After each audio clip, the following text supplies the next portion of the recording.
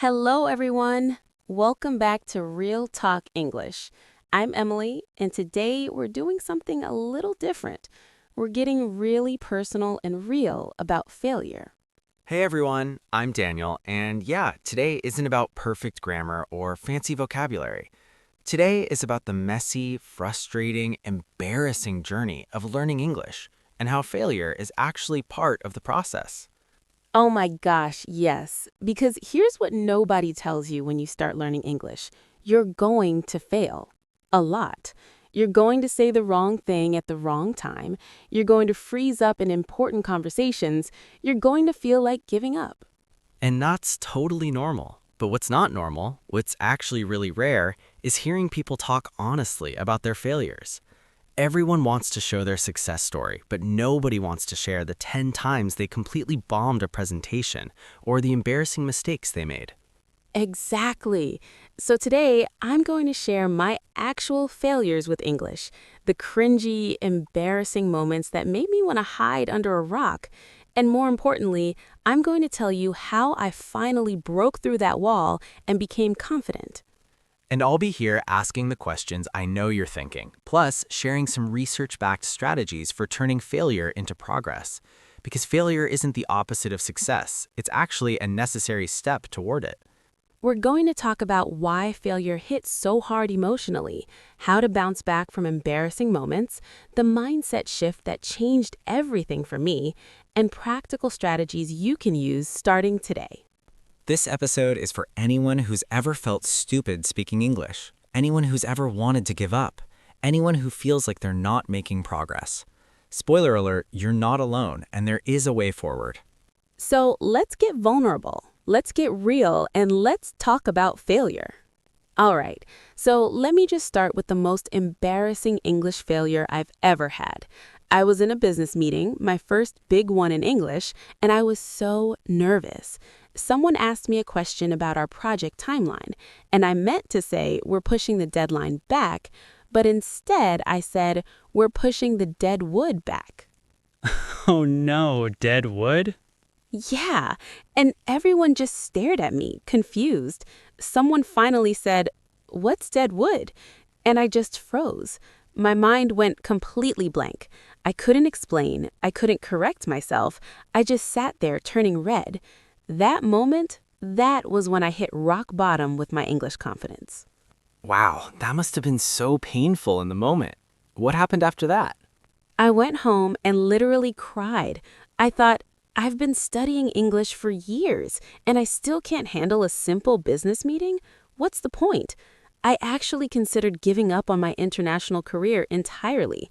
I was ready to throw in the towel. But obviously you didn't give up. What changed? Well, it took a few days, but I realized something important. That one failure didn't erase all my progress. Yes, I messed up badly in that meeting, but I'd also had dozens of successful English conversations before that. I was letting one bad moment define my entire journey. That's such an important realization. A lot of learners fall into that trap. One mistake feels like total failure. Exactly. And that was my turning point. I decided that instead of avoiding situations where I might fail, I needed to embrace them because every failure was actually teaching me something. So, how did you actually rebuild your confidence after that? What were the practical steps? The first thing I did was get out of my comfort zone deliberately, but in small, manageable ways. Instead of jumping into another high-stakes meeting immediately, I started small. I'd practice speaking English with baristas, store clerks, anyone in low-pressure situations. So, you were building up gradually. Yes, and here's the key. I stopped aiming for perfection. My new goal was just to communicate, even if it was messy, even if I made mistakes. As long as the other person understood me, I counted it as a win. And you know what? The more I practiced, the easier it got. Not because my English magically improved overnight, but because I got comfortable with being uncomfortable. That's huge. So, it was more about mindset than actual language skills. Partly, yeah, but I also developed some concrete strategies. One was what I call learning from every mistake. After any conversation where I struggled, I'd write down what went wrong and look up the correct way to say it. Then I'd practice that specific thing. So you were turning failures into learning opportunities. Exactly. Instead of just feeling bad, I was making my mistakes work for me. Every awkward conversation became a lesson. Every misunderstanding became a chance to learn a new phrase or cultural nuance.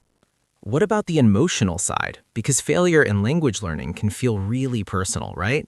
It's not like failing at math. You're putting yourself out there. Oh, absolutely. That's what makes it so hard. When you mess up in your native language, it's no big deal. But when you mess up in English, there's this voice in your head saying, "You're stupid. You'll never be good at this." How did you handle that negative self-talk? I had to consciously reframe my failures. Instead of, "I messed up because I'm bad at English," I tell myself, "I messed up because I'm still learning." And that's okay. That shift from fixed mindset to growth mindset was everything. So you were being gentler with yourself. Yeah, exactly. I realized that I was my own worst critic. I'd beat myself up over mistakes that native speakers barely noticed or had already forgotten. I needed to show myself the same compassion I'd show a friend who was learning. I also started celebrating small wins. Like, if I successfully ordered food in English without pointing at the menu, that was worth celebrating. If I understood a joke in English, even if I didn't have the confidence to laugh out loud, win. I love that. What about when you had another big failure after you thought you were getting better? Because that can be really discouraging. Oh man, that happened. About 6 months after my Deadwood disaster, I was feeling pretty confident. Then I had a phone interview for a job, and I completely blanked on how to answer, "What are your weaknesses?" I literally said nothing for like 10 seconds. Dead silence. Ouch. How did you handle it differently that time? Well, first, I acknowledged it was embarrassing, because it was. But then I reminded myself that setbacks are part of the process. This wasn't evidence that I hadn't improved, it was just proof that I'm still learning. Even confident speakers have bad days. And I did something different this time. I emailed the interviewer afterward and said, "I apologize for the awkward pause during our interview. I was nervous, but I'd love to give you a better answer now." And I sent a thoughtful response. Wow, that's brave. How did they respond? They actually appreciated the follow-up. They said it showed initiative and self-awareness. And that's when I realized something profound. People respect you more for owning your mistakes than for pretending to be perfect. That's such an important lesson. So your confidence wasn't about never failing, it was about handling failure better. Exactly. Real confidence isn't about being perfect, it's about being okay with being imperfect. It's knowing that if you mess up, you can recover, you can learn, you can try again. So what advice would you give to someone who's experiencing that rock bottom moment right now? Someone who just had a terrible English experience and wants to quit? First, I'd say feel your feelings. Don't pretend it doesn't hurt or that you're embarrassed. It's okay to be upset for a day or two. But then, and this is crucial, don't let that moment define you. Second, I tell them you're closer than you think. Every failure means you're trying, and trying is the only way to improve. The people who never fail are the ones who never put themselves out there. What about practical tips? If someone wants to rebuild confidence starting tomorrow, what should they do? Okay, here's my action plan. Start with low-stakes practice. Talk to yourself in English. Record yourself. Practice with language exchange partners who are also learners. There's less pressure. Then, gradually increase the difficulty. Also, track your progress visibly. Keep a journal of situations where you successfully used English, even small ones. When you feel like you're not improving, you can look back and see how far you've actually come. And what about the mental game? How do you maintain confidence day to day? I use what I call the 24-hour rule. If I make a mistake or have an awkward moment, I give myself 24 hours to analyze it, learn from it, and then I consciously let it go. No dwelling, no ruminating. Learn and move on. And honestly, sometimes you have to fake it till you make it. Even when I don't feel confident, I act confident. Shoulders back, clear voice, eye contact. And somehow the confidence starts to feel real. That's powerful. Any final thoughts for listeners who are in the thick of struggling right now? Yeah, your failures don't make you a failure. They make you a learner. Every successful English speaker you admire has failed hundreds, maybe thousands of times. The only difference is that they kept going, and you can too. Now let's break down the key vocabulary and phrases for my conversation. These aren't just for talking about language learning, they're useful for discussing any challenge in life. Let's go through them. First, hit rock bottom. This means reaching your absolute lowest point, especially emotionally or in terms of achievement. Example, after losing his job and apartment, he hit rock bottom before turning his life around. It implies things can only get better from there, often used before describing a positive change. Similar phrases, reach your lowest point, bottom out, at rock bottom. Second, throw in the towel. This is an idiom meaning to give up or quit, especially after trying hard. From boxing, coaches throw in towels in the ring to surrender. Example, after 3 failed attempts, she almost threw in the towel. Can be used for any situation where someone stops trying. Related phrases, give up, call it quits, wave the white flag, admit defeat. Third, turning point. A critical moment when significant change happens, especially from negative to positive direction. Example, meeting my mentor was the turning point in my career. Marks the beginning of improvement or new direction. Similar, breakthrough moment, pivotal moment, game changer, watershed moment. Fourth, get out of your comfort zone. To do something that feels uncomfortable or unfamiliar in order to grow. Your comfort zone is the psychological space where you feel safe. Example, public speaking really pushed me to get out of my comfort zone. Extremely common in self-improvement contexts. Related, push your boundaries, try new things, take risks, expand your horizons. Fifth, learn from your mistakes. To extract lessons and improve based on what went wrong. Growth mindset phrase. Example, great leaders learn from their mistakes rather than repeating them. Transforms negative experiences into education. Similar, grow from failure. Turn mistakes into lessons. Extract value from errors. Sixth, reframe something. To look at a situation from a different perspective or interpret it differently. Cognitive strategy. Example, I reframed rejection as redirection towards something better. Used in psychology and coaching, you can reframe thoughts, situations, experiences, or narratives. Changes emotional response by changing interpretation. Seventh, be your own worst critic. To judge yourself more harshly than others judge you. Describes excessive self-criticism. Example, she's her own worst critic. She doesn't see how talented she is. Usually negative suggests the need for self-compassion. Better alternative, be your own best advocate or be kind to yourself. Eighth, celebrate small wins. To acknowledge and feel proud of minor achievements, not just major ones. Builds motivation. Example, don't wait for perfection. Celebrate small wins daily. Research-backed strategy for maintaining motivation. Related, acknowledge progress. Appreciate small victories. Find joy in increments. Ninth, own your mistakes. To acknowledge and take responsibility for errors without excuses. Shows maturity. Example, he owned his mistake immediately and apologized. Valued in professional and personal contexts. Similar, take responsibility, be accountable, admit when you're wrong, take ownership. 10th, feel your feelings. Advice to acknowledge and experience emotions rather than suppressing them. From Emotional Wellness. Example, it's healthy to feel your feelings rather than bottling them up. Encourages emotional processing. Related, sit with your emotions. Allow yourself to feel. Don't suppress emotions. 11th, low stakes practice. Practicing in situations where mistakes don't have serious consequences reduces anxiety. Example, I prefer low-stakes practice before high-pressure performances. Opposite is high stakes, important consequences.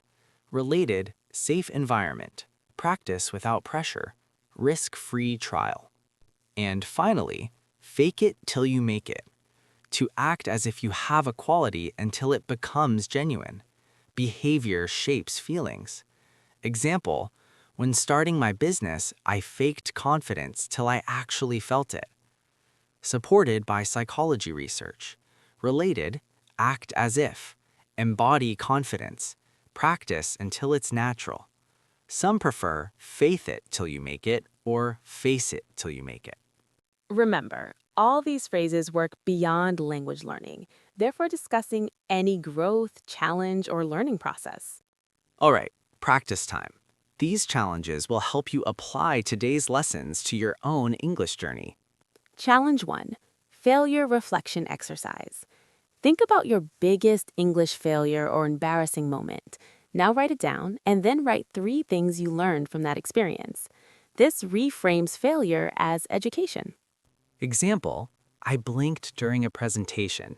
I learned, 1, I need to prepare more. 2, it's okay to pause and gather my thoughts. 3, one bad moment doesn't define my abilities. Challenge 2. The Small Wins Journal. For the next 7 days, write down one small English win every day. It can be tiny. Understood a song lyric, successfully ordered food, used a new word correctly. This trains your brain to notice progress instead of only seeing failures. At the end of the week, read all 7 wins and notice how much you actually accomplished. Challenge 3. The Low-Stakes Practice Plan. Identify 3 low-stakes situations where you can practice English this week with 0 serious consequences. Maybe talking to yourself while cooking, commenting on YouTube videos, texting a language exchange partner. The key is removing pressure. You're building confidence in private before going public. Challenge 4. The Confidence Experiment. Pick one situation this week or you'll practice fake it till you make it. Act confident even if you don't feel it. Speak clearly. Make eye contact. Use confident body language. Notice what happens. Often, acting confident actually makes you feel more confident. Our bodies and minds are connected. And bonus challenge, share your failure story. Whether in our comments, in a language learning group, or with a friend, tell someone about a time you failed in English and what you learned. Vulnerability builds connection and helps others feel less alone. Remember, the goal isn't to avoid failure. It's to build resilience and learn from every experience.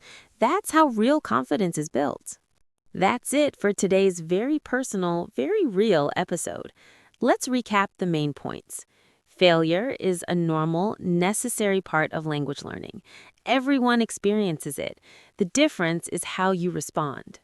We talked about how one failure doesn't erase your progress, how hitting rock bottom can be a turning point, and how real confidence comes from accepting imperfection, not achieving perfection.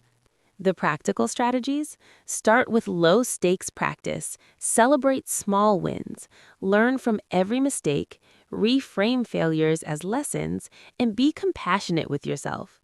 Give yourself the 24-hour rule to process mistakes, then move forward. Most importantly, your failures don't make you a failure. They make you a learner. Every successful English speaker has failed countless times. The only difference is they didn't quit. If you're struggling right now, please know you're not alone. We've all been there. And more importantly, you can get through this. Keep going. We'd love to hear from you in the comments. What's been your biggest English failure, and what did you learn from it? Or share an encouraging message for someone who's struggling right now. Let's support each other.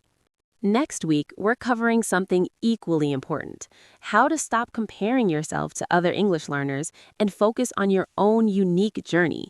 This is going to be good. Thanks for listening to Real Talk English. Remember, progress isn't linear, failure isn't final, and you're doing better than you think. Keep going. Bye, everyone.